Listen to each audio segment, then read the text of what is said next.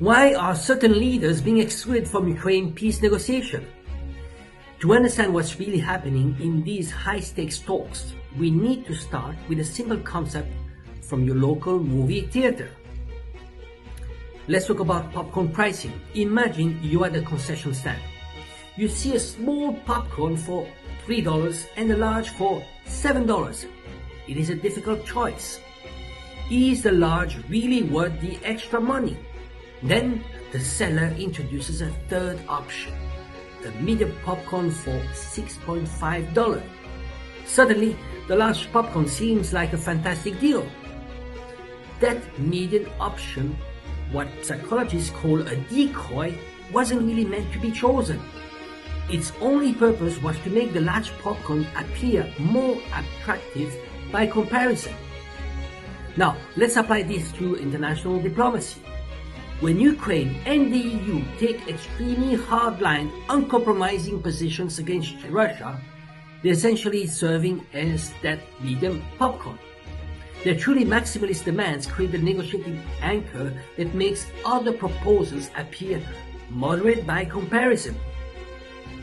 Here's where it gets revealing. The United States then presents its own plan. Still very tough on Russia, still demanding major concessions, but not quite as extreme as the EU-Ukraine position. Compared to the hardline stance, the US proposal appears almost reasonable. It is still maximalist, just not as maximalist.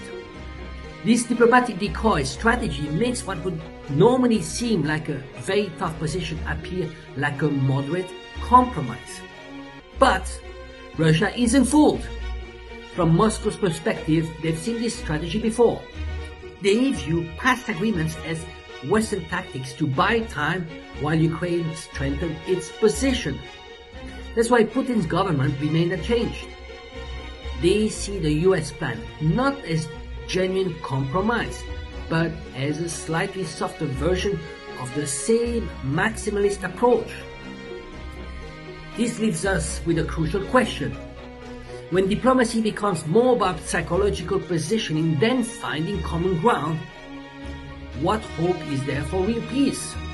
If every compromise is just a slightly modified version of maximalist demands, are we negotiating or just playing theater? The popcorn might seem like a good deal today, but we have to ask ourselves, what's the real price of these diplomatic games?